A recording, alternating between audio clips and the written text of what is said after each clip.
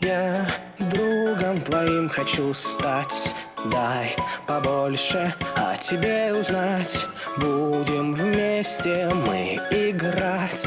То, что в письме, лучше не знать. Задаю тебе вопросы: зима, лето или осень твоя любимая еда? Какое имя у зверика?